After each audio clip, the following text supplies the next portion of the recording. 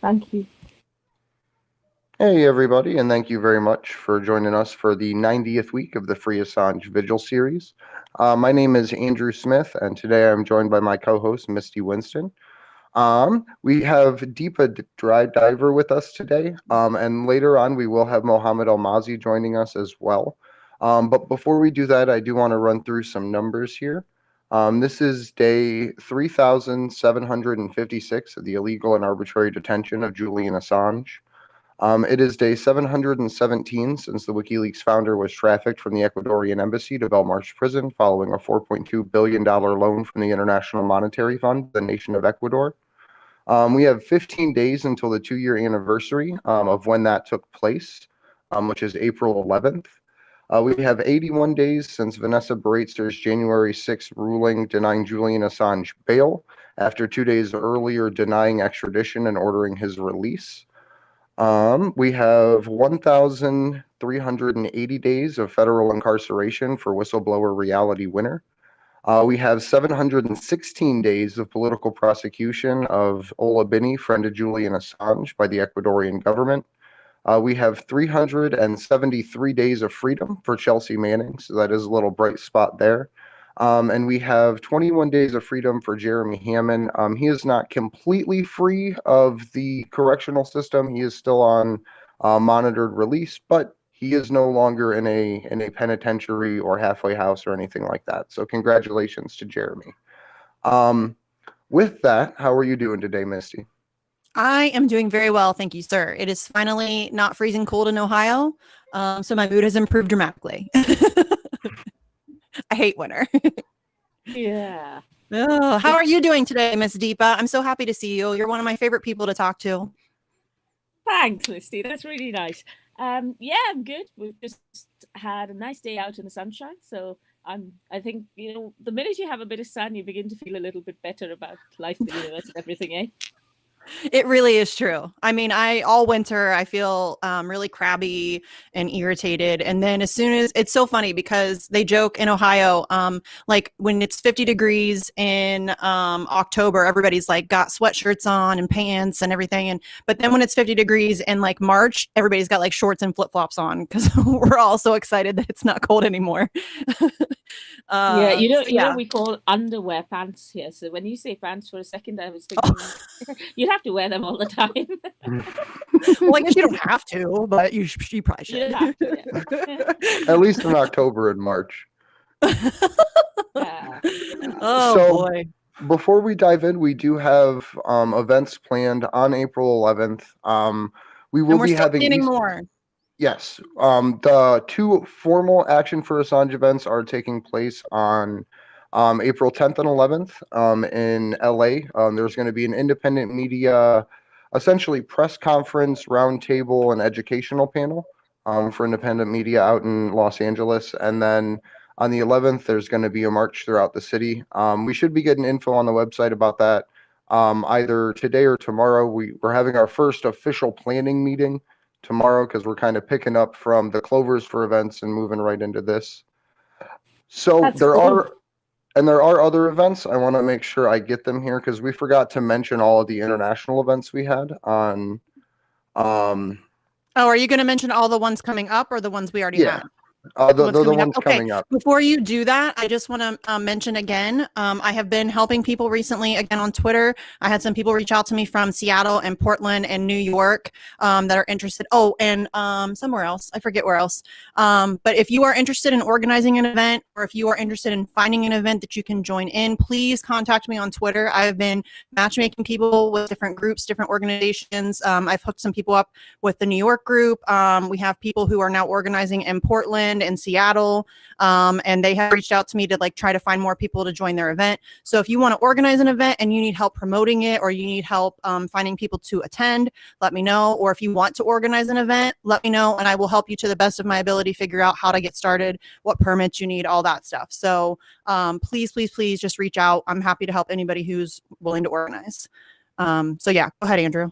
Tell them what we got so far. So on the 17th for the Clovers events, we had DC, New York, Tulsa, Oklahoma, Tampa, Florida, We had Wellington and Auckland, New Zealand. We had Mexico, London, Vienna, Amsterdam, Geneva, Brazil, Canada, and 2 events in Germany. And let me pull up my camera might go weird for a second while I pull up this list from Alex, so I apologize about that. But I just want to make sure I can give Big everybody shout a out to shout out. Alex Hills, who does an amazing job of keeping track of all of the international events and promoting them and keeping them organized. She is amazing. I love her. Yeah, brilliant. Yeah, absolutely brilliant. Yeah. So, and I'm sure London will be doing something on the 11th. They will probably have to be more covert. London has a bus tour planned. Oh, okay. Yeah, because they're it's not good there for them right now. They have to be very sneaky. Yeah, I actually just got the message. I don't have the full list of events yet for the 11th, but we do have them building. We're probably going to be doing one here in Columbus, in Ohio. This will be the first time. This is the first time ever we've done events outside of DC, and it's the second time we've done events not lining up with a particular court date. So it's really cool to see the momentum build outside of what the government gives us as dates and times for these things. Yeah. But with that, I did want to go back over to Deepa because we did have a bunch of movement with Craig Murray's case, and most of our viewers are familiar about it. And once Mo joins, we'll kind of dig into it. But Deepa was a legal observer for that, so I just kind of wanted to open the floor to let her talk about that situation and her thoughts on what's happening with Craig Murray right now. Thanks, Andrew. Well, firstly, I just want to say, when you were reading out those numbers at the start, isn't it just appalling that despite being told that he won't be extradited, Julian continues to be in prison? I mean, so many people have contacted me saying, habeas corpus, shouldn't he be out of prison? And what really amazes me is the number of lawyers who I contact on various grounds who, the narrative in Britain has changed. Most normal people have now completely got it that Julian is being stitched up. But I am just amazed at some of the professional classes, lawyers particularly, who just don't get it. They're like, oh, didn't he hide in the Ecuadorian embassy? You just think, I mean, come on, give me a break. Don't you guys read? Yeah. I mean, right. And they're so aggressive about it. That's what really upsets and bothers me, because, when people engage in reasonable debate with you and are willing to talk about things, it's one thing. But when people try and hide behind all kinds of identity politics to avoid confronting the real questions, that really, really upsets me. Yes. And in the Assange case, this is more evident than in most. And I think there's also this underlying problem that we don't generally talk about, which is that the minute you, as a woman, get interested in the Assange case or support what's happening in relation to WikiLeaks, the assumption is either that you're stupid and dumb and, have been misled, or the assumption is that you're a rape apologist. And both of those are so terribly wrong, given how much we now know about the case, especially from, I know April's also an interesting time when we will see lots of information around Julian's case ahead of potential hearings in May. So I kind of think of Julian's case, and I think about the one person who's made a big difference to the public being able to understand what was going on in the case when nobody else was reporting, and that was Craig. And now they've managed to, go after Craig in a way which is just quite aggressive. Yes, very aggressive and really pretty ridiculous. It really breaks my heart too, because I've never met Craig Murray, but he seems like such a lovely man, and to see him going through all of this is just really sad. And I hope he knows that there are a lot of people out there that support him and are pulling for him, because he's really getting shafted and it's terrible. Well, the important thing about Craig is that he's always been quite a courageous man when he was blowing the whistle on torture in Uzbekistan. That's how Craig really gained some notoriety in some ways, in addition to his own colorful personality, was when he revealed details of how the Uzbek government was torturing and murdering people who were opposed to, who were dissidents, essentially, including I remember this horrific story. I think I read it in Craig's book, or maybe I heard him talk about it, about his grandfather who was a dissident. In order to teach him a lesson, they put his grandson's body in a vat of, was it? I think it was acid, and this kind of horrendous, gruesome torture that the British government kind of was slightly complicit in, when they were willing to allow these kinds of murderous dictators to be armed, to be given support. And you see that with the British government even today, where they, you have Boris Johnson concerned about Bolivia and Gianni Nanez's position. And actually, when the coup was happening, when ordinary citizens were being killed by Anez's right-wing government, and the British were kind of keeping quiet. And in fact, you can see now how the British have been complicit in so many other things, particularly with respect to Venezuela, holding on to Venezuelan gold here. And now there's a great article by Joe Glenton. I think it was in the Canary today, or I think it was in the Canary today or yesterday, where he's talked about what it means when we have this new set of paramilitary kind of troops who are going to be above the law. And in Britain, of course, the Spy Cops bill kind of passed, and now we're having the protest bill, where in Bristol yesterday night, a peaceful protest, and the protest was. I had friends who were out there, and they were, everything was fine, and then the minute the police joined, or rather the minute the police had a chance, they got aggressive and they released dogs and they started hitting people with shields. What was really worrying is the Avon and Somerset police deal with, I believe, Bristol, but a neighbouring force from Gloucestershire, their chief police, I'm just trying to remember his title. He's a big head honcho amongst the police. I can't remember whether it was chief of police officers. I can't remember the actual title. And he tweeted out that there's no such thing as policing by consent, and that we aren't servants, we are not public servants, we're servants of the crown. And you realize that much of what a lot of policemen and a lot of soldiers, if they were to question authority and question some of the orders they were given, we wouldn't have the kind of horrific disasters that we have today.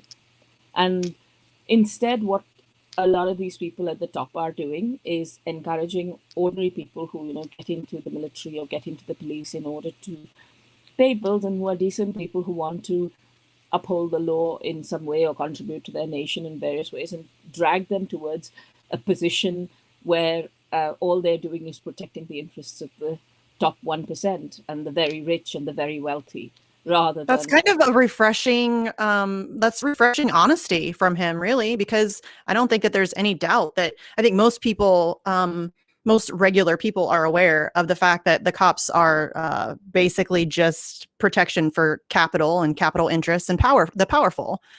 So the fact that he said it out loud, I mean, at least he's being honest about it. He's not pretending to be like a public servant.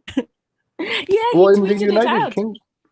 He tweeted it out. That was what was amazing. Sorry, I spoke over you. Go for it, Andy. No, I was just going to say, in the UK, that seems like particularly like flabbergasting, because at least to me, like as a dumb American, I see the images of like UK police officers as like the Monty Python constables, like the guy with the billy clubs that'll like chase you around, and that's about the extent of it. So I think for at least culturally in the UK, like that's a huge change. Yes.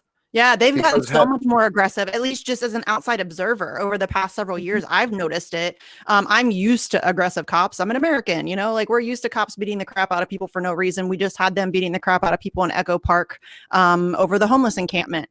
So that's something I'm used to seeing here. But I mean, the UK, to me, it always seemed like their cops were more subdued and more patient. They were more, focused on what's the word I'm looking for?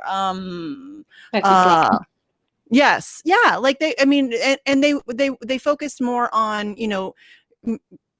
taking the situation down, like not escalating things and unnecessarily being aggressive, and that's really changed. And now the protest bill that you guys have, that's terrifying. It's Well, insane. what's really interesting is, some of us who were involved in the Assange campaign saw this kind of aggression last year, both with Black Lives Matter and with the Assange campaign, in terms of the way in which policing was actively aggressive. The judiciary went out of their way to make it difficult for observers to attend court. They dehumanized you at every step of the process, whether you were somebody from the outside or whether you were Julian Assange. Remember when he was brought in that small, what somebody referred to as an upright coffin, all the way from Belmarsh to the Old Bailey, and every day he was strip searched, as though this publisher was about to commit the same kinds of crimes that they are locking people up for. And it's just awful that although we saw it early, nobody was listening to us. So when, for example, I talked about the way in which the police were intimidating, there were only, I think people heard it, but they kind of thought, oh, well, it's only the Assange people. So it's kind of Right. okay. But now it's happening to everybody. And, we said this about journalists more generally, which is first they came for Assange, and many journalists looked the other way. And now I think journalists are beginning to realize, because when they're out in Bristol, they're getting beaten up. And and slowly, I think people are beginning to realize that, especially the educated middle classes and upwards, because working class people have always seen the brutality of the police, whether it was in the miners' strike or whether it was at Orgreave or whether it was, Hillsborough. And especially if you're on a picket line, you recognize that, the police are there to protect the powerful, not to protect you. But yeah, and I think one thing that has been different about Britain in terms of policing is the fewer numbers of guns on the street, in terms of British cops carrying guns and weapons. But I think I was looking at some evidence of how British cops started getting involved in using tasers, and I was amazed at how much the big four consulting firms have been involved in advising the Association of Chief Police Officers in terms of the safety of tasers.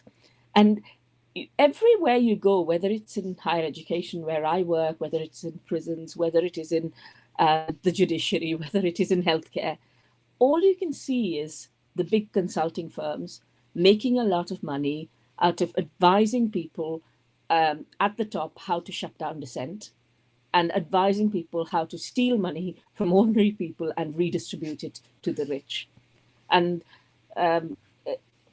sorry, it's a completely different track to what we were talking about, but it all comes together because that's what Julian's work was about. He was not just about war crimes in Iraq and Afghanistan. It was also about trafficura dumping toxic waste off the Ivory Coast, or, TTIP, and the way in which they were making trade agreements where corporations could sue countries and get damages from sovereign countries and impoverish poorer countries. And that's really important to remember, because Julian, Craig, David McBride, all these people are about, Chelsea Manning, of course, and all the big whistleblowers are about holding power to account. And that's, in Craig's case, unfortunately, I won't comment about the case because I am the legal observer. Well, I am one of the legal observers. I don't know if there's anybody else, but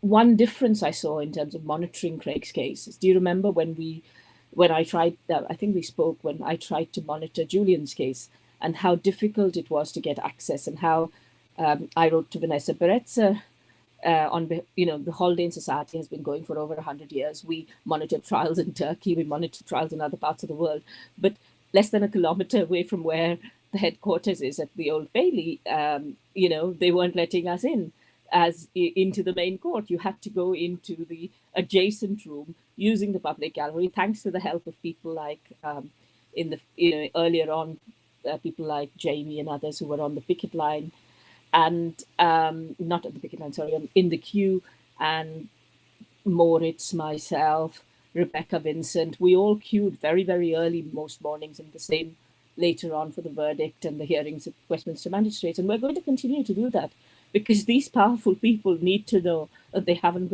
ground us down yet. And every time they shut down a Craig, there will be 10 other Craigs. Every time they shut down an Assange, there will be 20 other Assanges everywhere else, getting really mad and standing up. And people who were like me, who were not particularly involved, are all going to start getting involved, because you can't shut down peaceful protest. Yes, I 100% agree. And I'm so glad that you brought up the fact that Julian has exposed so much corporate crime, because I don't think a lot of people recognize that.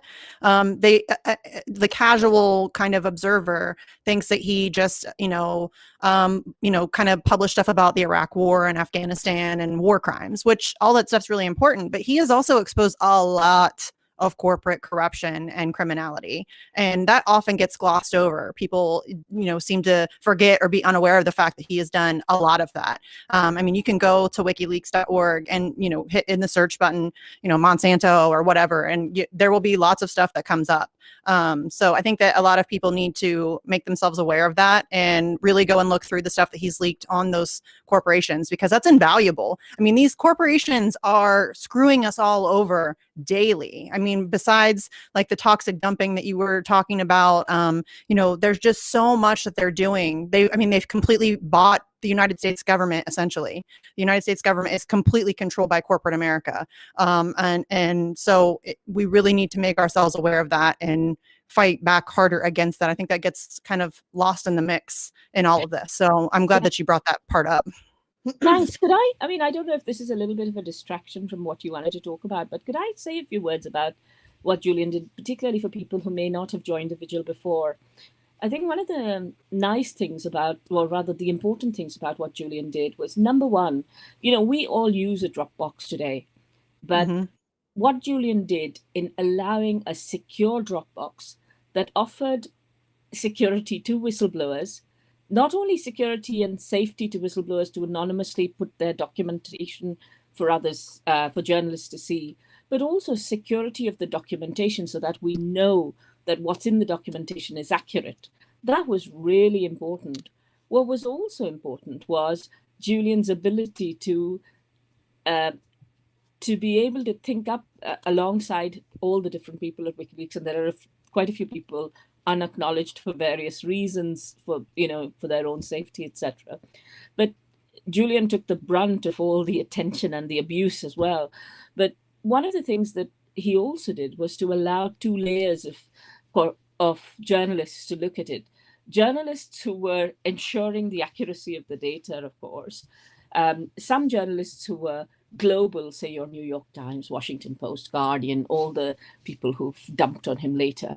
But all these people who had an international platform and who were interested in the big cases, and some of them actually did show a lot of courage at the time in revealing, in piggybacking off Julian's work and showing this stuff to the world, but also stuff that was really local. For example, in Tunisia, in helping change the government there, which was hugely corrupt, in a number of African states, providing sufficient information for people to be able to hold their government to account, and working with local papers. And as I was preparing for the Stratfor Leaks event, I was listening to some of those people in terms of the Al Akbar journalists, etc., who were talking at the Stratfor Leaks press conference. And what they were saying was about the amount of rigor that was there in what Julian was doing in terms of people cross-checking, making sure nobody could be harmed. But also, one of the things we have to be really really quite honest and brutal about is the people who were really harmed were the people who were tortured, murdered, raped, disappeared in various parts of the world. The threat of harm to other people, supposedly, these are the people who were colluding with Britain and America and the Allied forces to destroy their own countries, is something that, you know, quite rightly, Julian was saying, well, you know, they did these things, they got people killed. So to suddenly pretend as though you're concerned for their safety and that's why you're prosecuting a journalist is just absurd. And it is shameful. You know, every time I hear about criminality at Belmarsh, I worry, because I think this man who's a peace-loving journalist stuck there amongst people who not and funnily enough, these prisoners have shown him much more loyalty and support than anybody on the outside, but it is still a very dangerous, scary place, as any prison would be, because there are a lot of people, particularly during COVID, who are locked in 23 hours a day, who have serious mental health and other concerns, who have addiction, who have other problems caused by a failing state, largely caused by a failing state. And putting a journalist amongst them where, you know, but you just say the wrong thing, you do the wrong thing, you know, you can get really harmed. And this man shouldn't be there. And No, it's ridiculous, Deepa. He has no violence in his history. He's not a threat to anybody. We're in the middle, like they said, he's a flight risk. We're in the middle of a global pandemic. Everything's locked down. You can't try, and he's one of the most recognizable people on planet Earth. Where is he going to go? It's ridiculous that they're trying to claim that he's some kind of a flight risk. And I'm also really glad that you brought up the fact that, you know, they try to claim that he put people in danger. You know, even if he did, which there's zero evidence to support that claim, like that's been admitted in court, they have zero evidence that anybody was ever put in any danger by WikiLeaks releases. But even if he did, what about the victims of the war crimes that he exposed? To me, the risk reward ratio there is a no-brainer. Like, we should be able to expose the war crimes of empire and hold them to account. I mean, that seems like a very basic thought. And you're right. WikiLeaks and Julian Assange completely revolutionized journalism. 100%. They changed the game. Every single major publication now has a secure Dropbox. The Washington Times, the New York Times, the Washington Post, the Guardian, Le Monde, all of them. They all now have the secure Dropbox that Julian Assange invented. And that revolutionized the game. That changed everything in journalism. And I think a lot of people forget that. And it also changed the power balance, because you had all these media organizations controlled by oligarchs, and so people were pressed to a news cycle, forced to report on what the oligarchs are willing to report on.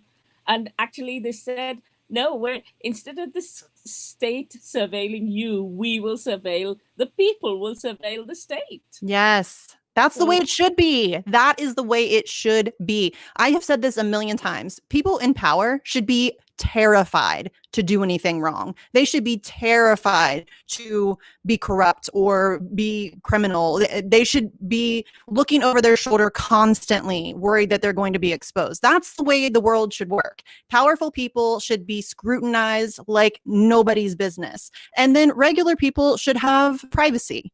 That's the way it should be. And that's not the way it is right now. Now, you know, the people in power, the NSA has all of our emails, all of our texts, all of our phone calls. They know where we shop, where we go to school, where our favorite restaurant, what kind of car we drive, where we go on vacation. They know everything about us. And they sell our information like it's nothing. It's like, you know, data is now like the most valuable resource on planet Earth. And that's crazy business. We need to flip that. And when you said earlier that, you know, you hope that when one Julian Assange gets attacked, that 20 more rise up and are tired. And I really hope that you're right about that, because that's what we need. I have said that so many times. We need like 1,000 WikiLeaks across the globe, constantly monitoring people in power. That would be ideal. I would love to see that happen. I think that that's why they're treating him so poorly, is they're trying to discourage that from happening. And that he's like the head on the stake. He's the warning shot. You know, this is what happens if you mess with us. And so that's what we're kind of up against. One of the other things too that WikiLeaks represents, and what Julian's trial really represents, is essentially like the global barometer of tyrannical pressure. How you see these evil institutions pushing on the liberties of society. Because it wasn't until after Julian's trial, like we were almost 2.5 months through the start of coronavirus, whatever you believe it to be, for whatever story you hold in your heart about it, right? We were 2.5 months in. Julian Assange's trial happened, and there was essentially a media blackout in February of 2020. And it was only after that point that the major media institutions, the major social media platforms felt comfortable enough to roll out mass censorship algorithms to combat coronavirus and medical misinformation. So just being able to look in perspective of what's happening with Julian's situation relative to the rest of global events really sheds a lot of light on what's happening. Like even with Syria right now, you had the Donald Trump administration run on I love the WikiLeaks, right? Put the man in jail, bomb Syria on a false flag attack, have it proved to be a false flag attack, and then Joe Biden continues to go after Syria. Like that's how you can tell, like characters and personalities aside, if you literally just follow the storylines for what's actually happening, then you can see right through all of the bullshit that gets put out there. Yeah. And to tie it There's back a concerted effort to squash all dissent. Like any narrative outside of the approved establishment narrative, they are trying to squash. That should terrify everyone. You should be able to question everything, literally everything. If you think COVID is fake and you think it's some like hoax created by the government, you should be able to fucking say that. You should be able to ask questions about it. You should be able to, even people I don't agree with that I think are Looney Tunes and that are just like they need help, they should be able to voice those opinions. That's what free speech means. And having social media giants, having the amount of control that they do over the discourse that's allowed amongst society, that should terrify everyone. It's horrifying to me that the fact that these... Go ahead. Go on. I was just going to say, don't you think it's weird that Amazon is now putting out messages online and trying to influence social media? I saw a tweet where somebody said, don't you guys realize you're already in power, so you don't have to come and talk to us again on Twitter? But it's just bizarre, these companies which are forcing people to pee in a bottle because they won't give them enough time to do their jobs. I read about an Amazon type company in Korea where people are getting hamstring injuries like really top athletes do because of having to move around carrying things from one place to another at a particular pace. And it's the same with how yesterday there was this really funny bit of information that came out because there's lots of information about the Home Office expenses that are coming out. Priti Patel, she's our Home Secretary, shameful woman. Lots of people, when she came into power, said, "Oh, isn't it nice to have a black chancellor and a black Home Secretary?" You just think these people have they have no relationship whatsoever with ordinary black people in terms of understanding what they went through in life. These people went through elite schools, went into elite institutions, are married to elites. The chancellor, for example, is married to one of India's billionaire's daughters, and they've never experienced ordinary life like any ordinary people. And so you see all this, and you just think she spent £77,000, or rather, the Home Office spent £77,000 on an eyebrows company, somebody who shapes eyebrows, right? And you just think. These people are unwilling to pay a minimum wage. They're unwilling to. We have kids here who have to rely on a school meal at lunchtime to be able to be fed, and these people they've taken that away, and you just think, you guys are the scum of the earth. Yes. Well, we now have progressives in the United States. AOC yesterday, an interview was released with AOC where she was calling people privileged for criticizing the Joe Biden administration and saying that, oh, well, you just don't care about black and brown people because it's so much better under Biden. No, it's not. He's deporting a ton of people. He's bombing a ton of people, black He's and brown caging people a ton of across the globe. children. Yes, yes. There's still kids in cages. Like, the fact that she is calling people criticizing Joe Biden privileged and bad faith actors is disgusting. It is Yeah. so despicable. And then the fact that there are people defending her just makes me nauseous. Like, y'all really need to stop. She's dangerous. Period. End of story. But yeah, It's and I just love the funny fact how. that the. Oh, go Sorry, ahead. go on. No, you go. No, I was just going to say also we were talking about, how they've really started to come after, the so-called false information or misinformation. Why doesn't that ever apply to CNN when they push false flag stories about chemical attacks in Syria, or when they lie us into another war, or when they misinform people? They're misinforming people about COVID daily. I mean, nobody knows what's going on because they don't do their jobs. So it's interesting that that doesn't apply to them and it only applies to people who are speaking outside the approved narrative. Yeah. So that's just it's really frustrating. Hi, Mo. Hi, Mohammed. Hey, Mo. Hello. Many apologies for my delay. I've just No, that's back. Okay.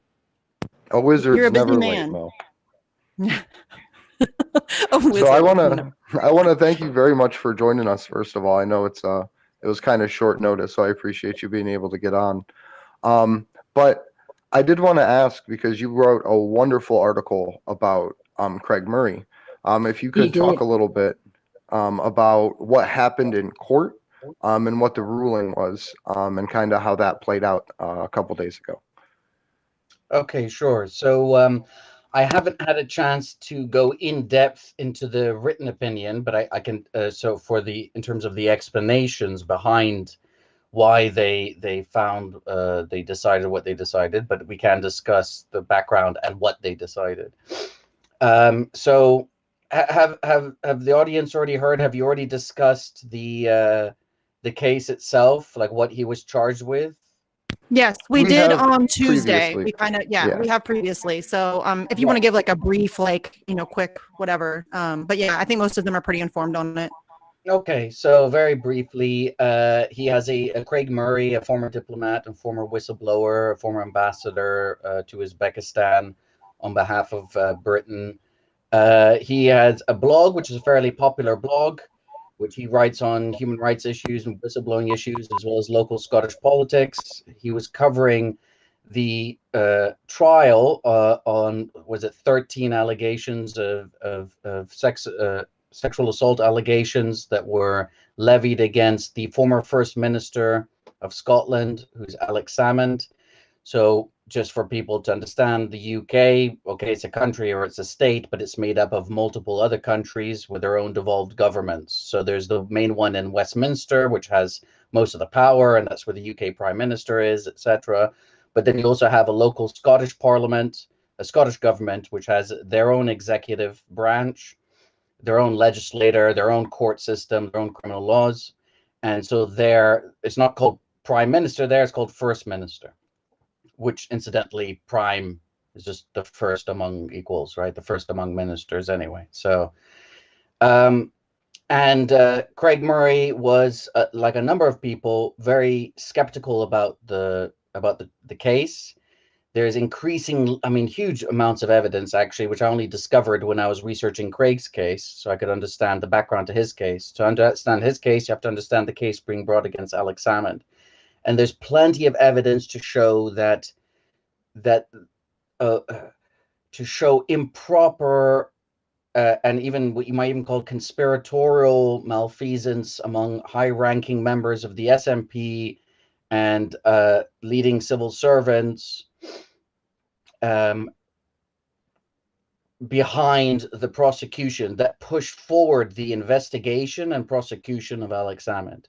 And in fact, before his trial last year, Alex Salmon, because of information that was leaking out, about backroom conversations and their WhatsApp conversations and the like, he actually brought what's known as a judicial review, which basically means where you get to go to a judge and get the judge to consider whether or not certain decisions that are made by a public body, any public body, or anybody behaving in a public fashion. So it could be a regulator that you can judicially review. It could be a local government, local councillor, a decision that has to do with zoning or what have you, or it could be the Home Office.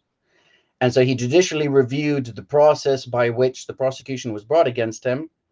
And the judge found that it had been contaminated by apparent bias, that it was unlawful, unreasonable. So, and that's quite a high bar to get a judge to be able to agree to that. That was before he was even tried. Ultimately, he was nonetheless tried, and he was acquitted on all the charges. Craig Murray had covered that trial. He got access, and he wrote various blog posts. He tweeted as well. And there are people who made replies to his tweets and comments to his posts on his blog page. He'd also published articles well before the trial happened, and that's significant for this trial, for his own contempt of court charges.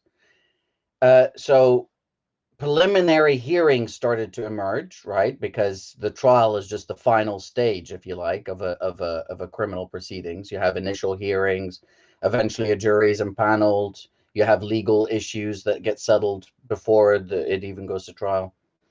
And he published articles which were very critical. One which was largely a letter that was sent to him by somebody who'd sent it behind closed doors, sort of off the record, basically critiquing the ever amount of increasing evidence that there was sort of conspiracy involved with high-ranking members of the SNP, as I'd already said, to lead to the prosecution and the charges against Alex Salmon. One other article he wrote was done in the form of satire, in the style of an old satirical show here called Yes Minister. So sort of think of a sort of In the Thick of It, if you know In the Thick of It, or the guy who did Veep, right?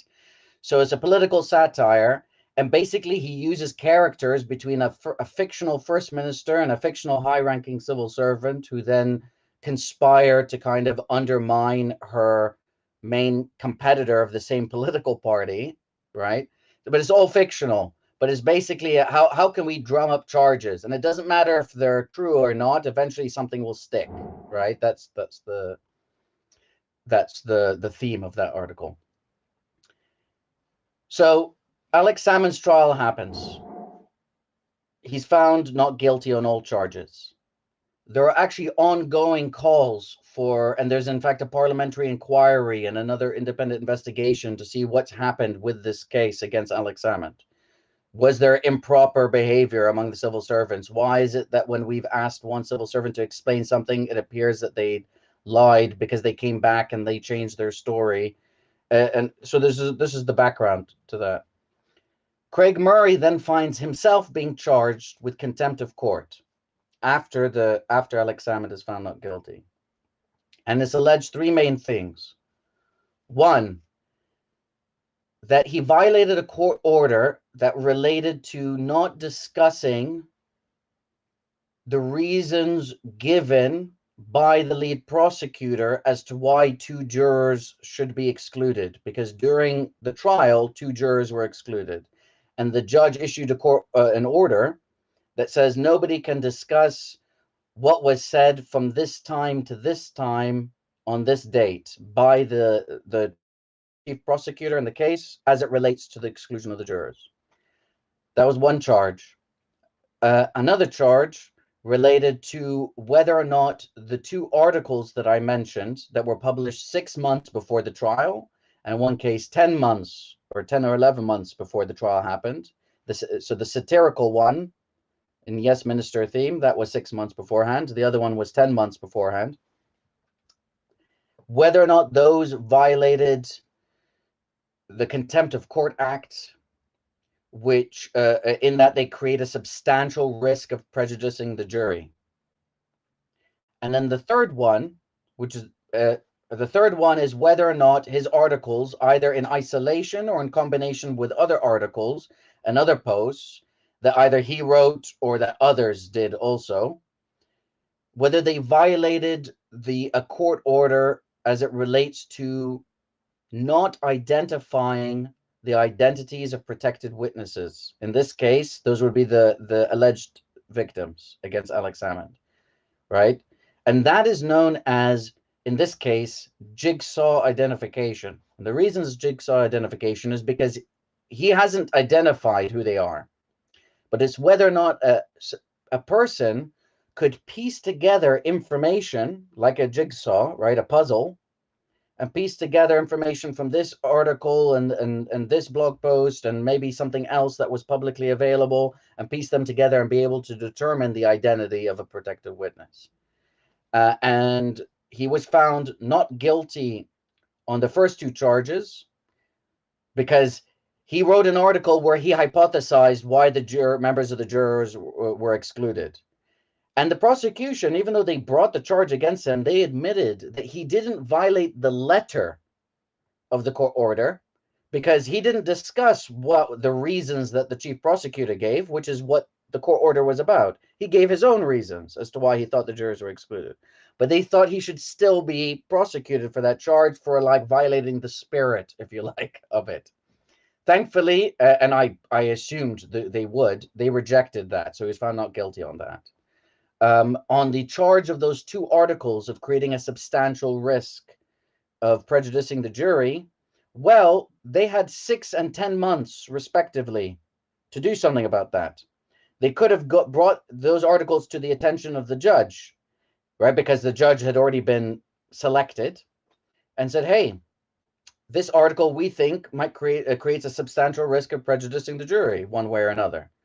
So can you create an order, a court order, or direct him to take it off? But they never did that. And they admitted the fact that they considered that at the time and rejected it.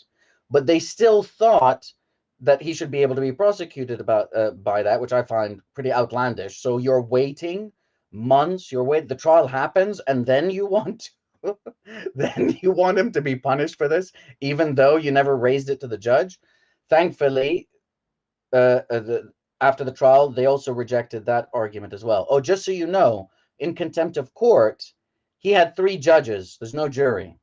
And the lead judge, the one who in his trial, his one-day trial, the contempt of court trial, the lead judge is the same judge who presided over Alex Salmon's case.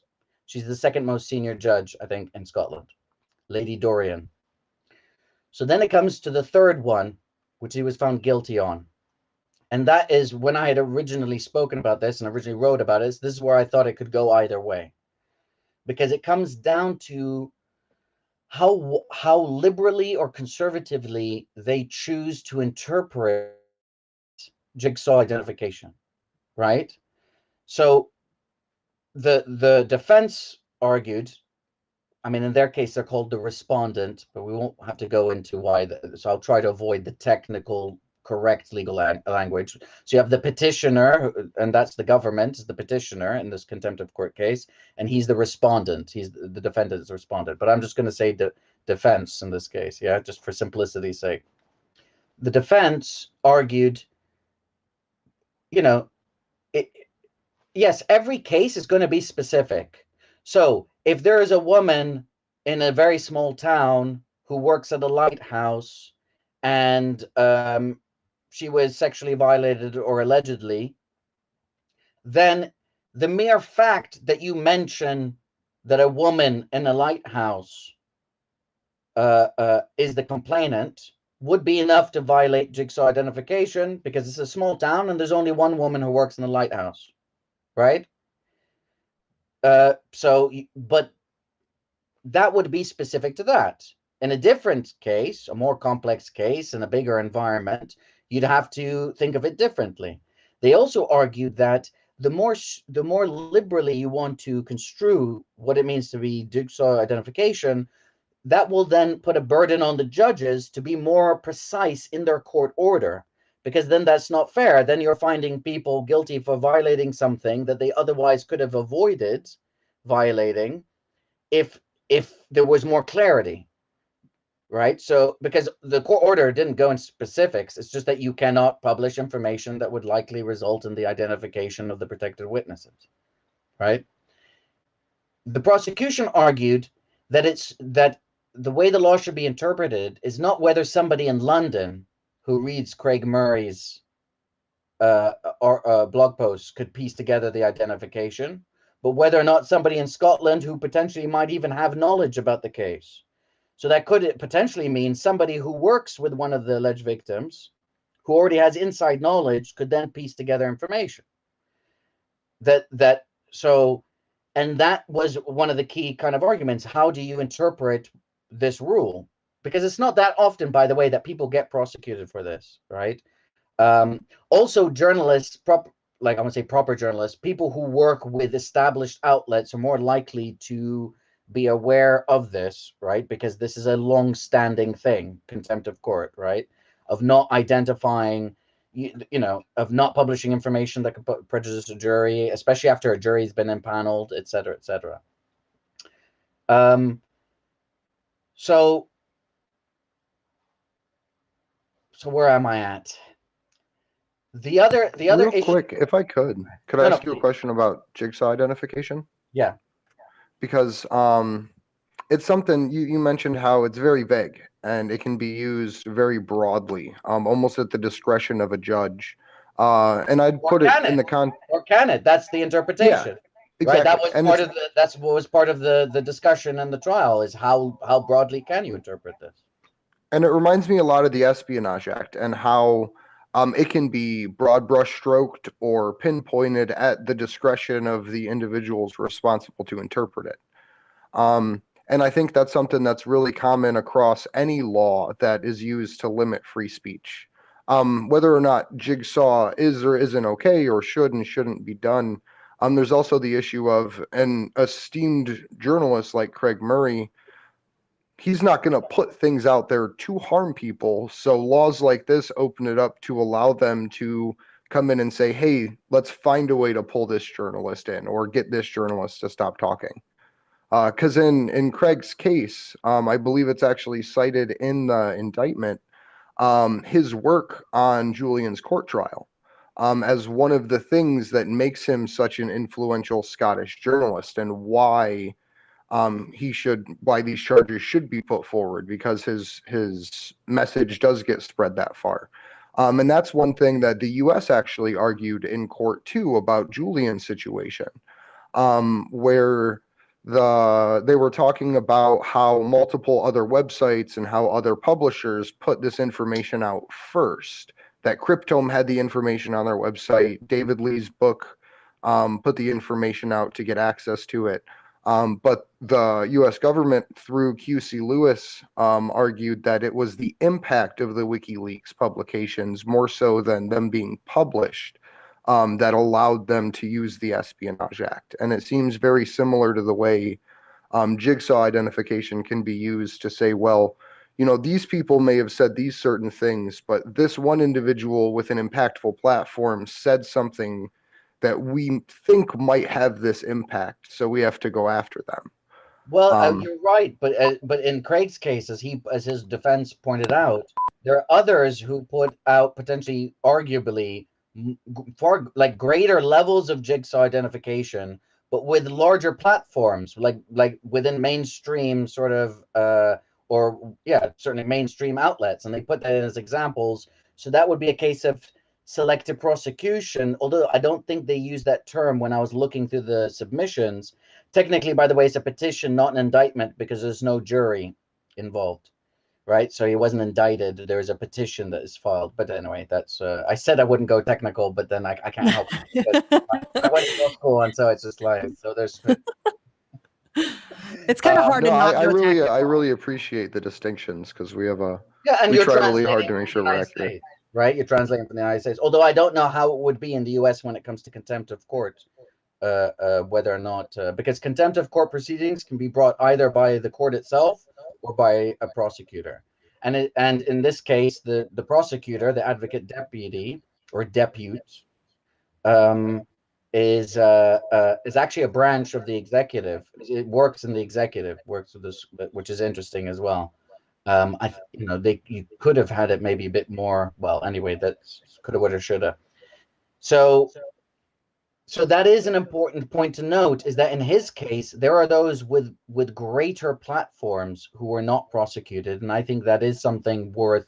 They noted it, but that is, I think, a legitimate position. Is that how can you do that? That appears then, I mean, that you're just applying the law in a very selective manner, which should then undermine that case. They also argued that the defense argued that you need to have space for good faith errors, especially when it's not clear cut case.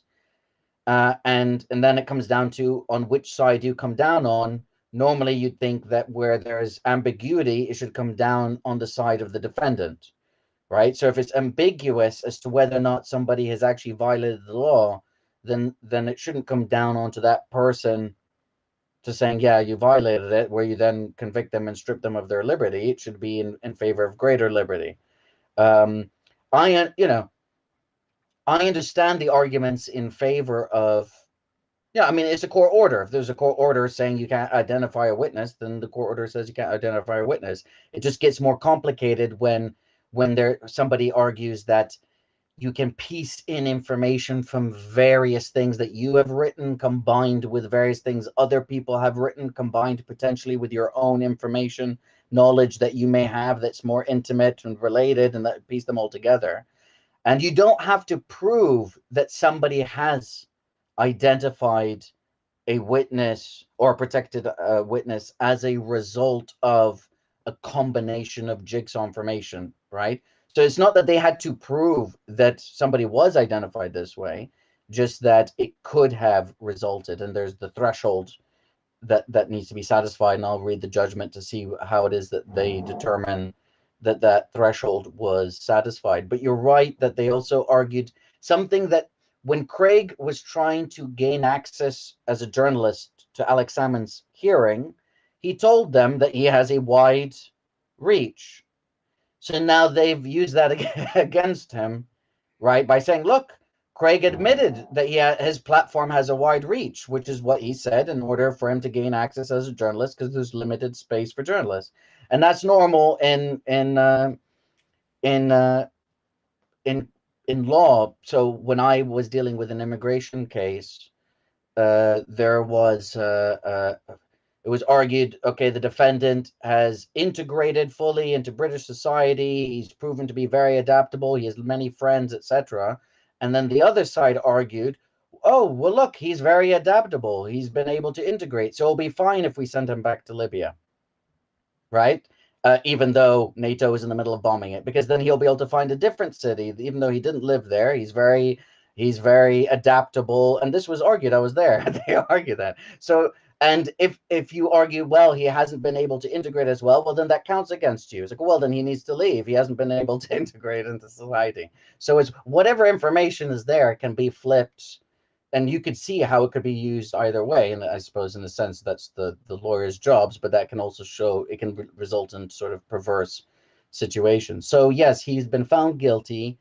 My guess is that he will almost certainly appeal to the Supreme Court. Sentencing won't be till 7th of May. So various submissions will be filed either in aggravation if the prosecution are so inclined, or mitigation, definitely, by the defense, such as the fact he has a newborn baby, he's got health problems. He took down the website, so his blog was taken down immediately when he found out that it looked like he was going to be found guilty on at least one of the charges. He suspended the blog, so it's on maintenance mode. I don't know if it still is now. I suppose no, it's back up. Is it back up? Okay, so he's put it back up. Yeah, so it's gonna come down to a very sort of technical legal arguments as to why, right? Because it's gonna really come down to how they found that he'd violated the rules as it relates to Jigsaw identification. But not just that, is the interpretation of the rules. What is the test, right? because before you decide whether or not he's violated the threshold, you have to decide what that threshold is. What is the test, and how do you interpret the law as it relates to jigsaw identification? Or are you actually creating new law? Because sometimes when you come into new ground, the courts are creating new law.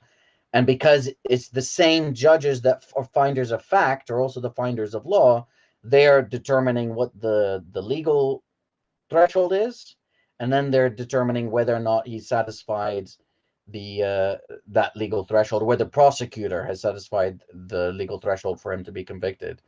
So if he's at sentencing, it's a upwards maximum of 2 years in prison and an unlimited fine. So we'll see what ends up happening with that. I hope that was clear for the audience. No, I think, yeah. I mean, it's a lot. The fine thing is what really gets me, because it's something you see almost transitioned from the U.S. to the U.K. with the way they treated Chelsea Manning, finding her $1,000 a day to sit in maximum security isolation. Is there a? I don't know if Do that's we know transition though. That could be very old. Well, I just meant like seeing the same application used on whistleblowers and journalists, I guess is a better way to put it. But do we know if there's a fine system set up? Like, do we know roughly what they plan on fining Craig?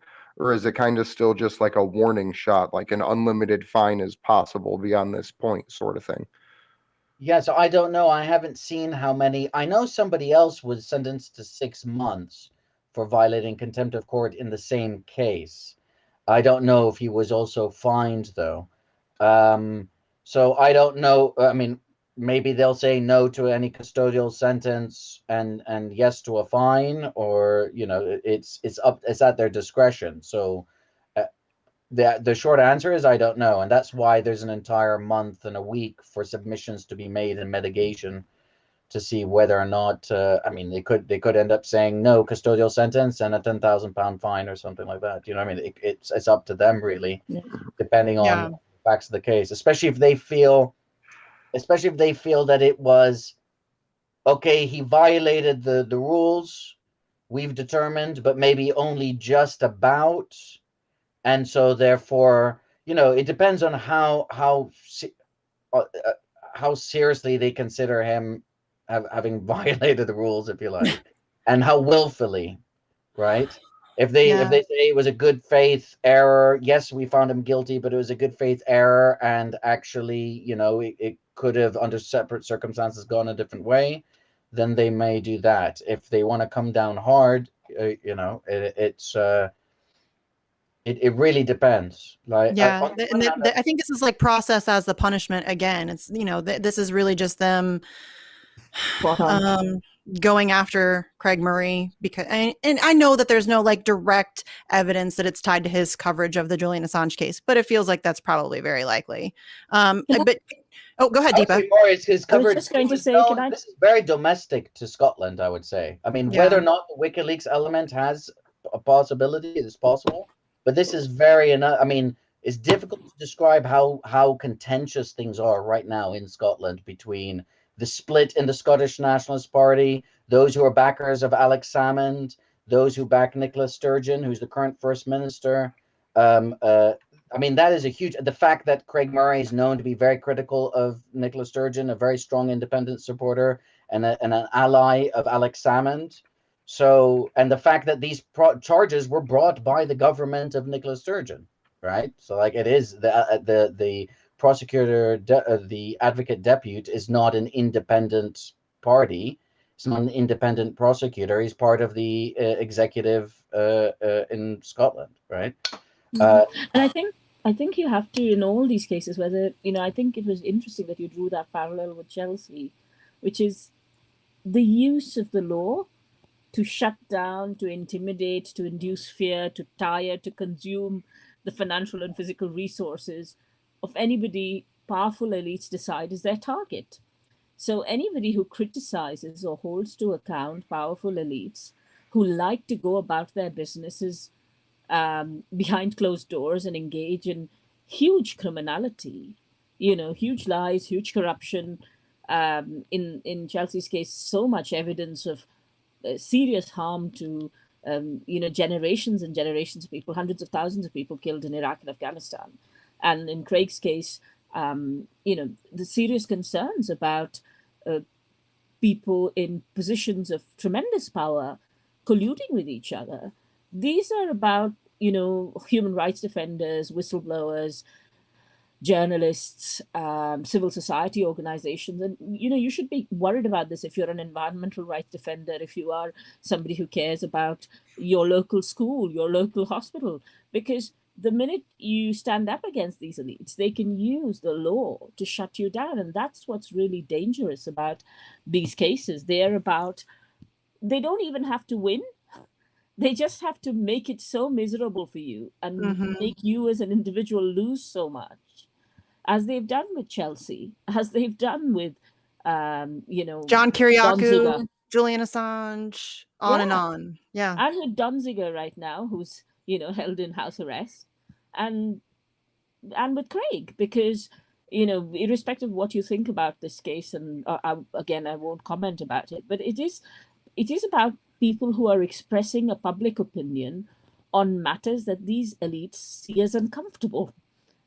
So, how they either blacklist you, or they shut you down, or they use the law to make your life miserable. Yeah, they sure do. And they're very good at it. They're very, very good at what they do. I mean, just go ahead, Andrew. No, I was just going to see if Mo could talk for a little bit about what was happening surrounding the prosecution and Google in the Craig Murray case. Do you remember when they were talking about how they altered the searches by, Oh, right. So there was a debate or a discussion about. So the government had brought in evidence that if you put in certain information into Google, the identity of somebody shows up, right?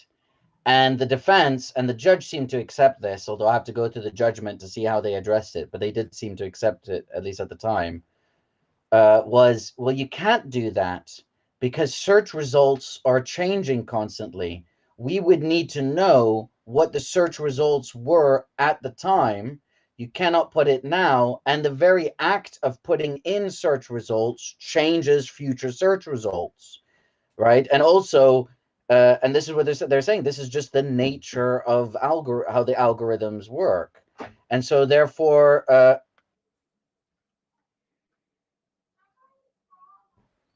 sorry. Yeah, if you search for something and you keep clicking sorry, I on was it, just asked if I wanted fish and chips.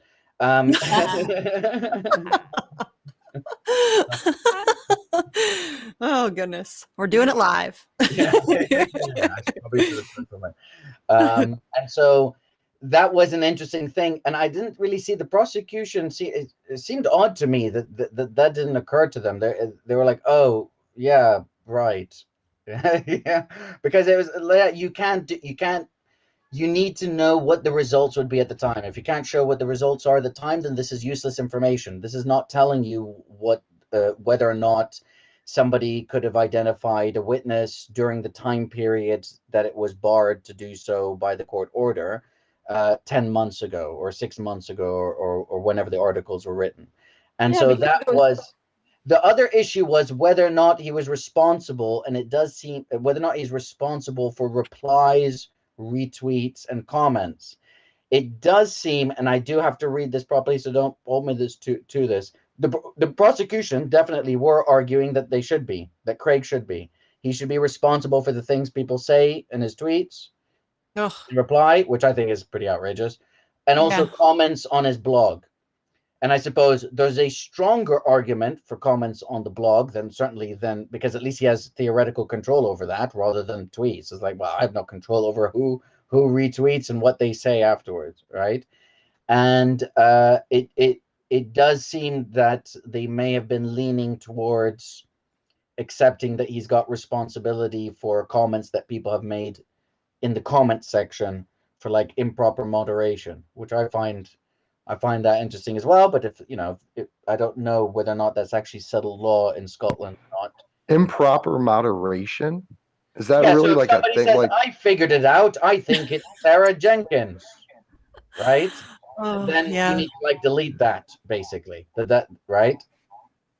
So like, so as a result of your article, somebody then replies in your article on your blog, right? So I'm just using the term improper moderation. I'm not saying that I'm not saying that that's actually the law of improper moderation or anything. We have yet to reach that level of dystopia, I think. Although we're approaching it. We're not far away. Yeah, it's not far away at all. So It's that was the terrifying. Google, that was the Google situation of just using search results, months later to show that, well, this is what we got. And also the defense pointed out, they're like, well, we put in the same data and we didn't get that result. So yeah, I don't know if that was the prosecution being dodgy or whether or not, I mean, bear in mind, the other thing that you have to realize is that if you're logged into your Gmail account or what have you, then you will get results that are specific to you as a result of how you've been searching as well, right? So if you're logged into your email account, your Google search engine will act differently than if you're not logged into your Gmail account. And quite often, for the longest time, I didn't even realize that it's saved in. So I've shut down the computer. I come back in. I go into Google and I search. And I don't even realize that it's still logged in. That I have to choose to sign out of my email completely. Shutting down the computer makes no difference. So yeah, that was a major flaw and I would say in the prosecution's case, but it didn't rest on that. That was part of their bricks, if you like. That was part of them trying to show that it was possible to identify through Jigsaw the protected witness identity by putting it into Google information that they got from one of his blogs or some of his blogs. But that was counteracted by the defense, as we just noted. So then it comes down to, I think, really the various articles he wrote. If you combine these articles, could it lead to the identification of a witness, especially even if it's combined with other information, external information? And once I've read through the judgment more properly, I'll let you guys know, just so you can update your, I mean, I can come on, or you can just update I could write a little blurb and then you could update to let your audience know what exactly it was that they determined in order to find him guilty. Yeah, you've been doing a great job covering this case. So, yeah, I appreciate your work. And I mean, obviously, we can share. I know you said that you're going to be reading through everything and then putting out an article on that. So we can definitely share that. And then, we'd love to have you back on to discuss it in more detail, because I think for a lot of our audience, we have a lot of, American audience. And so the stuff that's going on with, Julian Assange in the UK and Craig Murray in the UK, that's kind of like for us, the hosts of the show, we've kind of had to do like a crash course on the different law aspect of things there, but I think it's a little complicated, and there's so much nuance and there's so much detail and little moving parts that it is a lot to keep up with. So yeah, I would love to have you back on to talk about it for sure. Deepa, I think Deepa has to go. Yeah, Deepa, do you want to tell everybody where they can find you and follow you on Twitter and everything? Sure. You can find me on Twitter at Deepa_driver, as in car driver, and Deepa was like deep blue ocean with an A at the end. But I'll hopefully, if you get in touch with Misty or Andrew, they should be able to put you in touch as well. And Yes. Good luck, guys. Thank you for keeping this going. I mean, Yeah. It's just amazing that you keep this. It really helps connect people, and thank you for what you're doing, connecting different groups of people as well. That's really important. And see you guys, and big, huge respect to Mo for covering all this and for explaining it to the rest of us. Thank you very much. Cheers. Real quick, before you go, Deepa, is there any Free the Truth events planned soon? Ooh, well, maybe I could I could mention it here. We're planning a huge whistleblowing event. Yay. Which will be 3 Awesome. days worth of whistleblowing stuff. So we're just trying to organize dates and stuff. So we should have, if people have any suggestions of the kinds of whistleblowers we want to have on, because we want to have a range of people journalists, whistleblowers, and others talking about various things, and also maybe some creative ideas about what we could do, because hearing talk after talk after talk can get a bit boring. So if you can think of something you can do online, but also which is a bit more party, so that'd be quite nice. So we could actually have a proper whistleblowing festival. Yeah, that's exciting. That sounds like a great time. I love whistleblowers, so I'll definitely be tuning in for that. Yeah, But I'll yeah, send you thank you, some Deepa, for all ideas your on how work on to. that stuff. Yeah, we'll send you some ideas. Yeah. Yeah. Thank you so I much, haven't Deepa. That mentioned sounds this awesome. very widely yet because we haven't yet gotten everything off the ground, but fingers crossed it should. That's Take care, okay. everybody. Yeah, Bye. thank you, Deepa. Cheers. Bye. Bye, Mo. Okay. I love Deepa. She's the best. So I know we don't have you for too long, Mo. I know you have some stuff going on today. But I did want to get just like broadly, if you're willing to give it, your opinion on the whole situation. Because I think it's really just personally, with Craig being one of the top reporters on Julian Assange's situation, I try to look at it from the perspective of the class war, where you have these oligarchs trying to limit the information that we get. Do you see any of that with Craig Murray's prosecution? Maybe not with the meat and potatoes of the charges, but just the broader implications on how he lost access to the National Union of Journalists and all of the other little things that came about aside from the legal proceedings.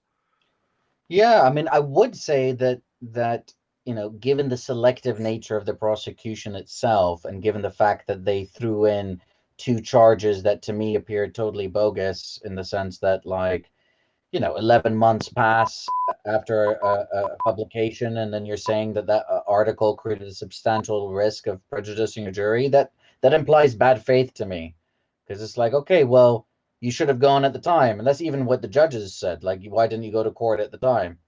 And their explanation is rubbish. Like, we considered it carefully and decided not to. Okay, but then you decided months after that to go and levy charges. It makes no sense. That makes no sense. And so even though one of them is their strongest case, the Jigsaw one, because it can be interpreted as widely as you potentially would like, the fact that they had two others that just seemed to be thrown in there says to me that they weren't even sure. They're just front loading the charges, right? You're trying to dump in as much as possible to get something, which suggests to me bad faith, which implies a greater level of possibility of politically motivated prosecution. And then when you understand the wider political implications of this case, which is why I described, this is about a prosecution of a former first minister, where there's all kinds of evidence of conspiracy that led to those prosecutions, and the fact that he's a public supporter of him and a public critic of the current government in Scotland, that does say to me, it certainly strongly suggests to me politically motivated prosecution. Then I would also be quite critical of the fact that when it came time to get back into the National Union of Journalists, it was constantly being blocked, and it was unclear who and why, and it was just taking forever for that to get resolved. And given the fact that all kinds of people are members of the NUJ, it shouldn't be this long drawn out, quiet. I'm a member of the NUJ, right? And it shouldn't be this long drawn out, like, behind closed doors process where even the person himself doesn't know what the hell is going on.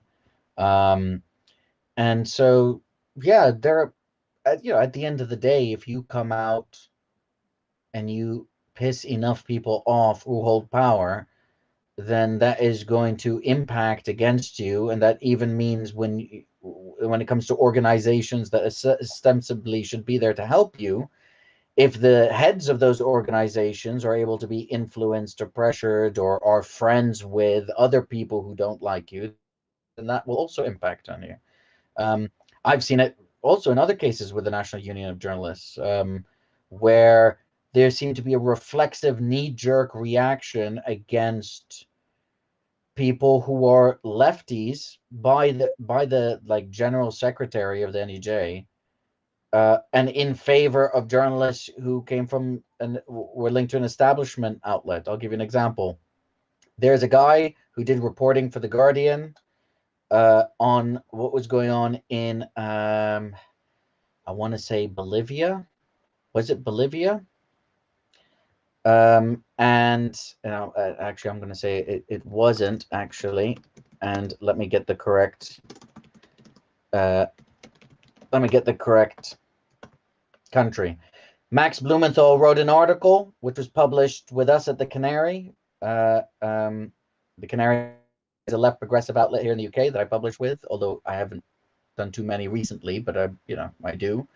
And I helped him to start getting publishing with the Canary so he could get wider reach with his pieces. And it basically looked at this guy and his links and his links to the right and far right that were seeking the overthrow of the government there, and basically saying that this guy, the Guardian is and others are publishing his material, but like this guy is an open partisan with these sort of like quasi or just outright reactionary elements, and he ends up getting deported from the country, right? Whereas in Britain, you could even potentially be charged. Can you imagine if somebody was a journalist was like actively collaborating or cooperating with elements whose open position is the overthrow of the government, the violent overthrow of the government? Like, you might not just be deported, right? And the NUJ came out with a condemnation of the deportation and our alleged role in facilitating that. And it's like, well, first of all, I don't think people were waiting. People over there in Latin America were waiting for our article in English published here in the UK to know who this dude is, right? Like, you're assuming just because we're revealing things in English that nobody knew, and people did know. It was discussed on Facebook who this guy was in Spanish, right, in the country of origin. But then there was also the fact that's like you haven't looked at the facts of the case, and there's loads of evidence to show this is completely illegitimate. And that was a position, it was like a reflexive position taken by the head of the NUJ, another position they took, where one of the co-founders of the Canary was selected to give like a sort of a Black History Month. So every year, a section of the National Union of Journalists will pick somebody to give the Claudia Jones Memorial Lecture. Claudia Jones was a Black radical feminist who set up the first Black newspaper here. Right? She was like a revolutionary Black female feminist, Claudia Jones. And Carrie Ann Mendoza was selected, was it last year or 2 years ago, to give the Claudia Jones Memorial Lecture by the Black members of the National Union of Journalists who fill a particular spot at the NUJ, whose job is to select that. And then there was a reaction by certain members at the Guardian, apparently, including from my understanding is, and I could be wrong, Nick Cohen, who's like a total reactionary neocon figure. And it was supposed to be held at the Guardian headquarters, right? But just that they offer their headquarters, and this is before they know. So that's the agreement. You don't get to decide after you know who's selected. This is before you know. In the end, the Secretary General or General Secretary, whoever, overturned the decision. So it didn't end up happening. So literally the Claudia Jones Memorial Lecture didn't even end up happening that year. So you basically have a bunch of white people overruling a bunch of Black people about who should speak about, and one of the persons, Carrie Ann Mendoza, is a woman of color, right? And she's a journalist. I mean, that's the whole point, is to have, a Black journalist speak. And here she is, a female Black journalist who co-founded a left progressive outlet. Claudia Jones herself was a radical. And so that's just an example of how the NUJ, unfortunately, doesn't always seem to come down on the right side of history, or maybe it is coming down on the right side of history, capital R, right. And so, yeah, perhaps in that respect, maybe it's not that surprising that someone like Craig Murray, if somebody files a complaint, finds a very long, drawn-out process and trying to figure out, who is the complainer? What exactly is the complaint? How may I address it? this complaint that's preventing me. It's like, Kafkaesque rules, sort of like how the Labour Party internal structure works, where you don't get to know who filed a complaint against you. You don't get to know the specifics of the complaint. You have to realize that you can freedom of information request documents to help you for your case. And if technically it's part of the freedom of information. It's a subject access request when it's about you. When you want information that's held on you, it's called a subject access request. When it's on somebody else, but that doesn't really matter. It's a data protection information. You need to know these things. They don't tell you. They don't say if you want the document so you can challenge your suspension, this is what you have to do. So there's a very, very Kafkaesque system there, and I don't want to say that the NEJ is necessarily that bad because I'm only aware of a couple cases in that case, but yeah, I mean, this is what ends up happening, right? Bridges get burned. Other people, there's the radioactive factor. Other people don't want to associate with you because they will then get burned potentially, or they feel pressure. And that's how it works. And the more your job is dependent on being in an establishment outlet, the more pressure like that you could feel, right? So it's mainstream pressure, if you like, and also, well, if everybody needs a job and everybody needs income, right? And when the economy is not doing that well, and there aren't that many options out there, as for example now, then people are less likely to be brave, as it were, right? Because the cost is too high.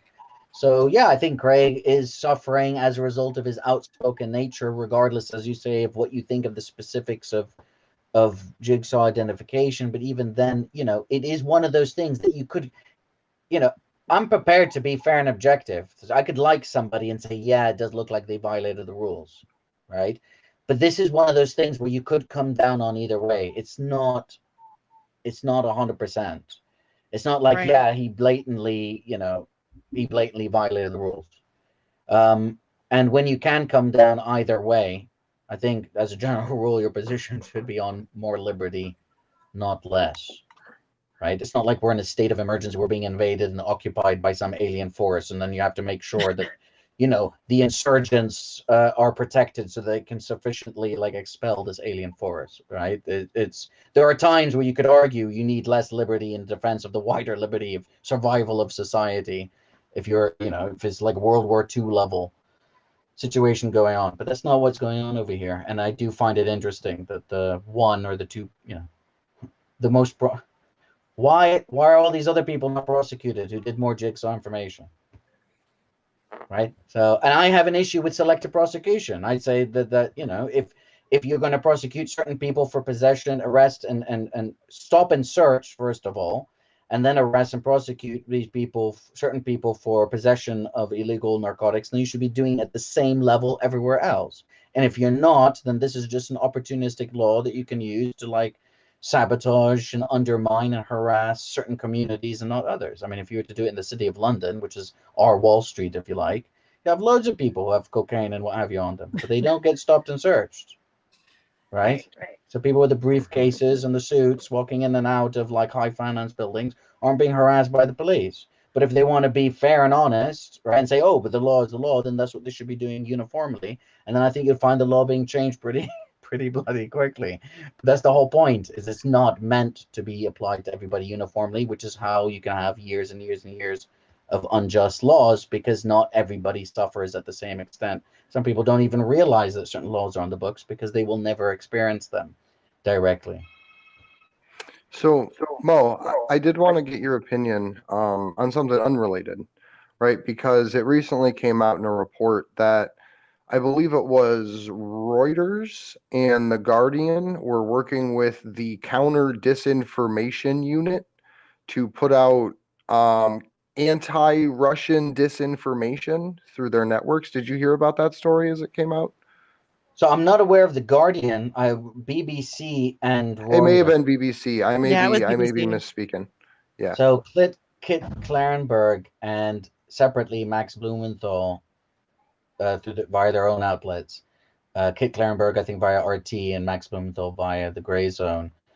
ended up writing articles, and Kit's done a number of them. So people should absolutely go to RT and find Kit Clarenberg, type in his name, Kit Clarenberg, and read his pieces on a treasure trove, if you like, of documents that show contracts with all kinds of various networks. So the Zinc network and others that are like joint enterprises with Bellingcat and the Digital Forensics Lab of the Atlantic Council and other organizations to fund and organize and perhaps even create, but in other cases to fund and manage independent, quote unquote, and opposition groups and organizations that are, and in the Russia case, it'd be that are pro-NATO and anti-Putin, right?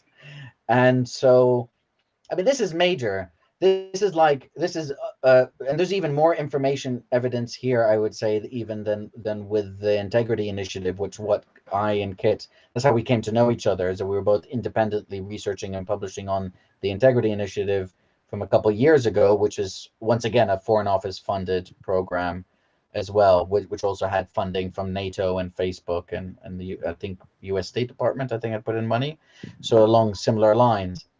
And this is like the kind of thing that if was revealed that Russia was doing it, people's minds would be exploding, right? This is like the kind of scope which was constantly being implied through the level of Russiagate sort of reporting, but never proven, right? Never established.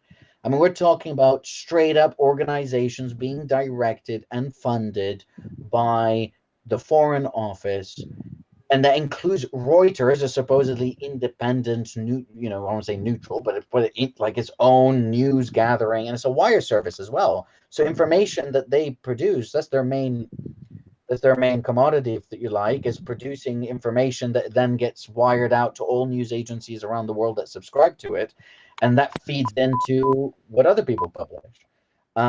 Bellingcat, I mean, this is now proving for those even who had any doubt that Bellingcat is little more than like a front for the foreign. I mean, this is straight up, you're supposedly this grassroots, independent, open source investigative outlet, and it's like you're actually being funded by the Foreign Office. It's like, just flip that and say that the Foreign Office of Russia, the Ministry of Foreign Affairs of Russia, you're being funded by that.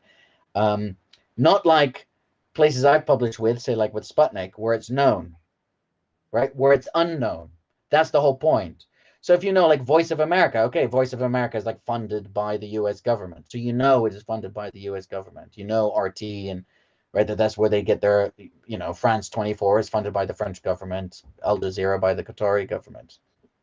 But what if you don't know, and the appearance is that this is an indie outlet, right? And any issues you may have with their reporting, you can ascribe more to the ideology of the people who are there and the fact that they may be influenced by other things they read and other people they speak to and what have you, even if you think it's flawed. When you see that they are actually being covertly funded by a government, then that sort of, and is completely surreptitiously, right? Then changes things a bit. Then it's more like, oh, okay, you're basically like a covert agent of a power that has an explicit objective. And yeah, that's pretty outrageous. People should absolutely go and read about what has been revealed, because there's so many levels to it. And it's not just there's loads of batches of documents. There's also in Syria as well. Right. So before that, the first publications I think showed like various networks in Syria. The Russia element, basically if you will espouse an anti, and it's also to help like train. And the thing is, there will be those who don't even know, you know what I mean? Like you will just join up an organization. You might be critical of the Russian government or what have you. You don't necessarily know that the head of the organization is coordinating with members of the Foreign Office or what have you, right? You don't know, and that makes it like all the more of an organic feel, because that is the whole point. The point is to have groups that appear. See, the thing is, they understand, the rulers, if you like, and their servants understand changing zeitgeist, right? So we are in an era now, over the last 10 years, of increasing like indie media coming out. So absolutely, there are those are okay. We need to get on board with that. Just as you had the increasing an era of increasing NGOs, especially abroad, from decades ago. So okay, that's where we get on board, and we try to see how we can have NGO, because they, for the longest time, they have this good image. Oh, it's a non-governmental organization. You know, if you ever watch like a rom-com or what have you, whenever they want to superficially show that somebody is a good character, like the love interest or the one that the woman wants to get or the guy wants to get, she works for some like, you know, vague NGO, right? And so Yes. yeah, it's always it's a non-governmental. It's like, oh, that's so great. And of course, they don't go into the specifics of it, or rarely, you know, or something that's non-controversial, right? So they don't alienate any of the audience, right? It's but and there's a reason for that, because it has a generic sort of positive image, and they're obviously playing off of that. I mean, to the degree of like day-to-day monitoring. If you read some of the contracts, like weekly and day-to-day monitoring as to messaging and things like that. And so that basically means that these are practically, or if not outright, then quasi-government run outlets by states that have an openly hostile position to these other states. And so, yeah, that's just, I mean, that makes it propaganda. That makes it covert state propaganda to meddle, interfere in the affairs of a power, and a power that you're not even officially at war at, right? So you might say, well, in war, you're actually blowing people up, so anything goes. But this is, they're not even officially, while complaining simultaneously about, you know, apparently huge levels of Russian interference in our society, even though it's very, you know, it's a classic case of projection, Oh, right? Of yes. projecting onto one's, I don't want to say adversary, it's a chosen adversary, because Russia does not want to be adversarial with NATO. They're happy to be shared capitalists, right? To like plunder the earth along with, in alliance with Britain and the United States. It's just that the Yeah. Americans don't want them to be partners. What they want them to be is like subservient, right? They want them to go Well, back and we to also need a towards boogeyman. The United States needs a boogeyman to, you know, be able to justify the continued funding of the military industrial complex. And, yeah, but you know, we that's got the to be role of prepared for China. Russia, big, scary Russia. Yeah, but that's You know. China. That's how people should notice the shift is to China, because Mhm. Russia isn't, economically speaking. So yeah, it has more nukes than China, but economically speaking, it's got like the economy of Italy, I think, the last I looked, in terms of size, which is Mhm. large, but I it think is. they used Russia just because it was so effective. McCarthyism in the 50s was so effective. It was, they could just use that, and it was still kind of like, it's still kind of ingrained in people's brains in the United States. Even if you weren't alive then, it's kind of something that you've been propagandized with your entire life. And so you hear the word Russia, and I think that sets off like a fear thing. And so I think that Russia was really just used as a distraction. Well, also But you're because right, the it is now anti-China shifting very thing, much to China. the anti-China thing hadn't been fully developed yet into the psyche. There was no Right, even loose ability to link Trump with right. China, right, in the same way. So there is a pre-existing, basically, Putin has been there for a few years, as you say, he's been established. So Robbie Martin has done a brilliant documentary. It's actually a trilogy, which I cannot recommend enough. And the first one, well, it's called A Very Heavy Agenda.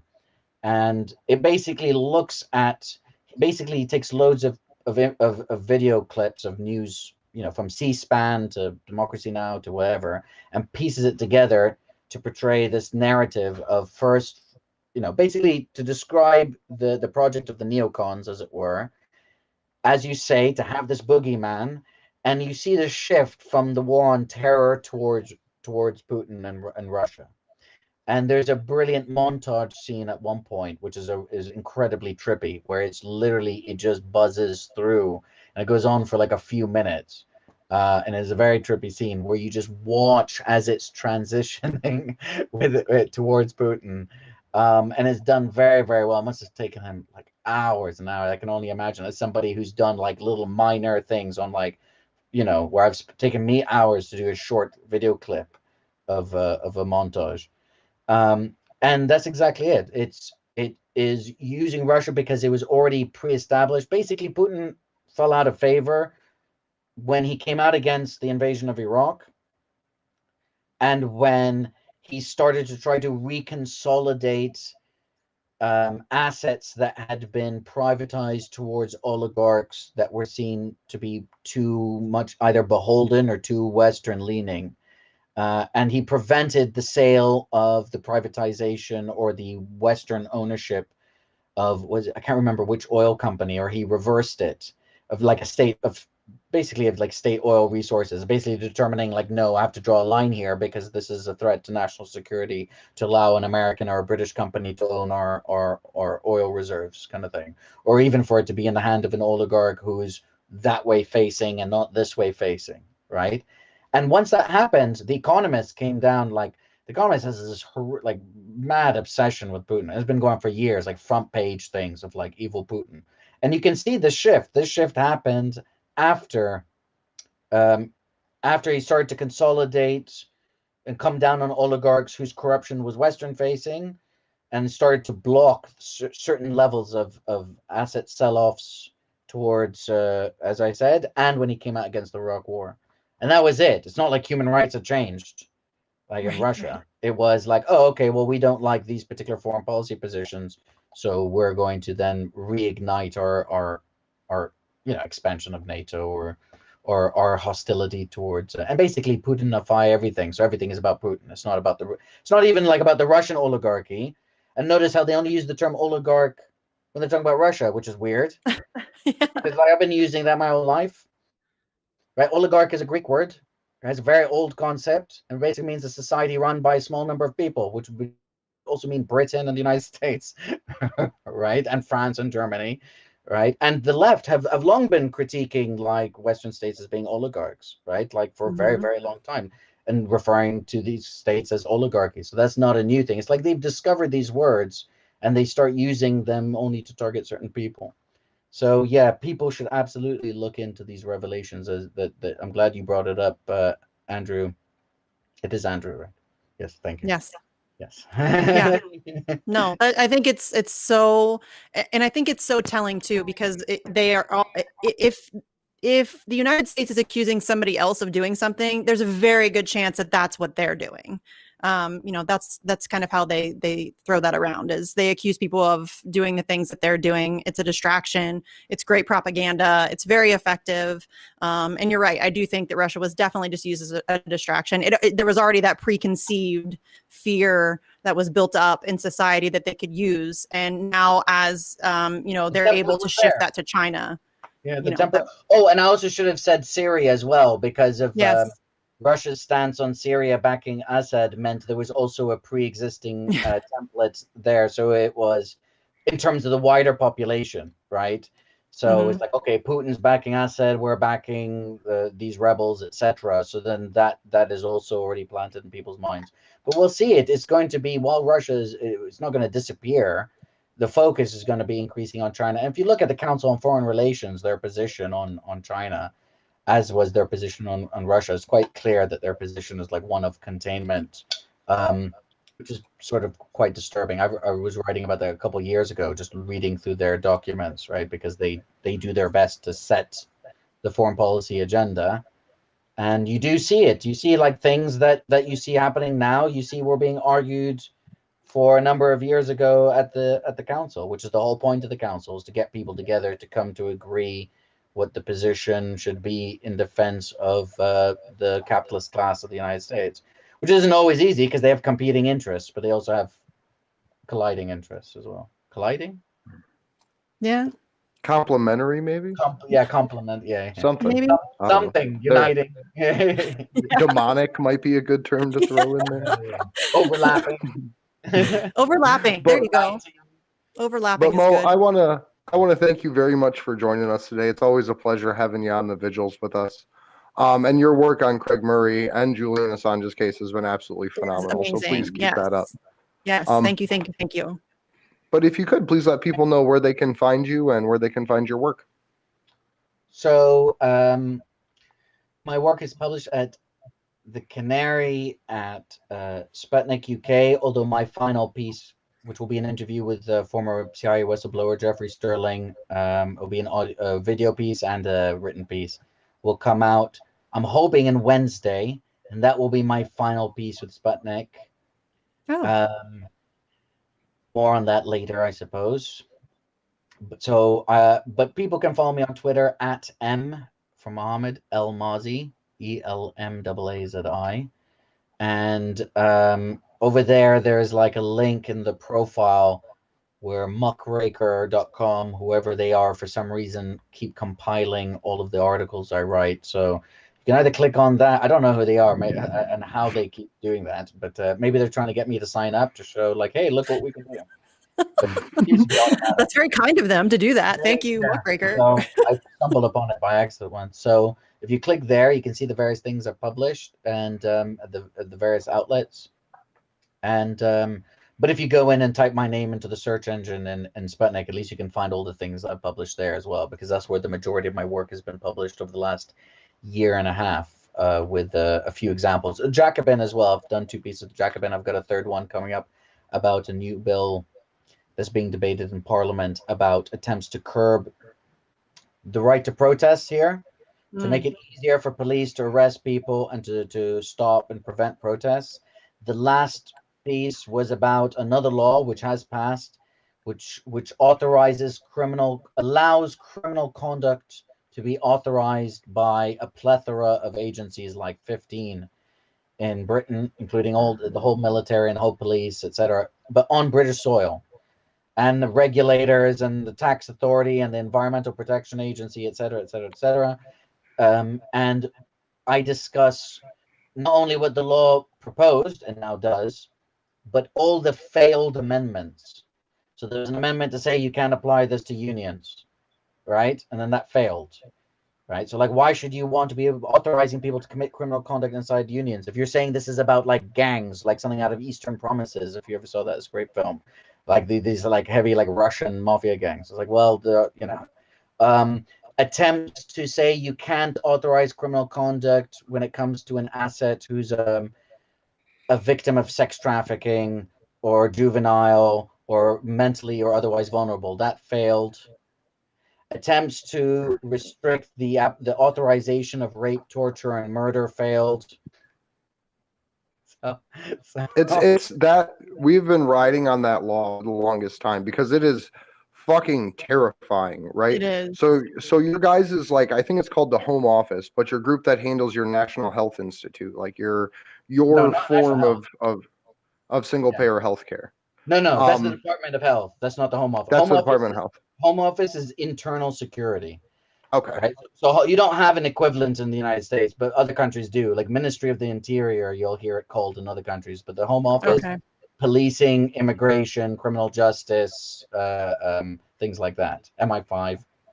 Yeah. Well, right now in almost downtown London, you guys have a former military base that is being used to house, I believe it's immigrants, but I'm not positive. But people are being held 30 per room inside of a former military bunker, right as that Department of Health got their authorization to break the law for the financial benefit of the United Kingdom. So what I'm horrified about is large-scale legal mass human experimentation, similar to what you would see in the V for Vendetta movie, where they were trying to find a cure for a disease that they hadn't yet released on society yet.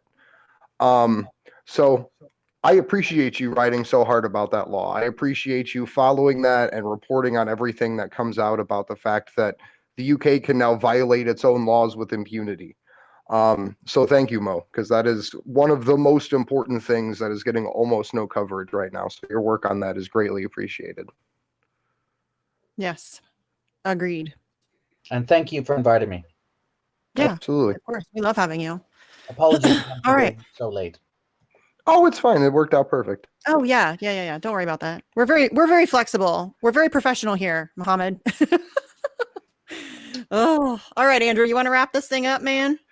Yep. My name's Andrew Smith. You can follow me on Twitter at Andrew Zigman. You can follow us on Twitter at action_4 Assange. Stay tuned for posts about our official April 11th events for the 2-year anniversary of Julian's transfer from the prison of the Ecuadorian Embassy to the prison of Belmarsh, which is called the Guantanamo Bay of the United Kingdom. So far, we have 2 West Coast events planned on the 10th and the 11th. We will be coordinating with Alex Hills to get international events going. I believe London is doing a bus tour that day all around the city for Free Assange. And we will be having events here, I believe, in Columbus, Ohio, on the East Coast for everyone. So thank you very much. And as always, you are the ones that make this possible, the people that watch and share. So please keep doing it, because we've managed to create so many waves at this point that we just keep pushing forward. Yep, that's all we can do. And I am Misty Winston. You can find me on Twitter at Sarcasm Stardust. I have another show called Facts on the Ground with Jesse Zerwell. Actually, in about an hour and a half, we're going to be doing a live stream with Jesse Jett, who is an amazing musician and artist. And he's going to be playing us some more songs. And we're going to be talking about how politics influences his work. So definitely tune in for that. He's awesome. I love him so much. And you can get his album on Bandcamp if anybody's interested. I highly recommend it. Other than that, just stay tuned for the events we're going to be planning coming up for April 11th. That's a really important date for us. So if you want to, again, I know I already said this once during the show, but if you would like to organize an event, or if you would like to find an event near your area, please contact me on Twitter. I am more than willing to help anybody figure out the kind of intricacies of, permits and all of the stuff that you may need to do. Or I will find you somebody that can help you with those answers, or I can, kind of connect you with other people in your area that you can hold events with. So definitely reach out to me on Twitter if that's something you're interested in. I've already had, yesterday, I think I had like 10 people contact me about participating in different events in different areas. So let's keep that up. We're growing the movement. Every time we do one of these shows or an event or something, we're just building the support for Julian and for press freedom and free speech, which is seriously important. So, and thanks to everybody in the chat. I love you guys. You know what I'm talking about, but I love you guys. And obviously thanks to Muhammad and Deepa for coming on today. Two of my favorite people to speak to. So yeah, and I guess I hate having to close, and Steve's not here, and I hate him for not being here. So I guess I'll just say good luck to us all.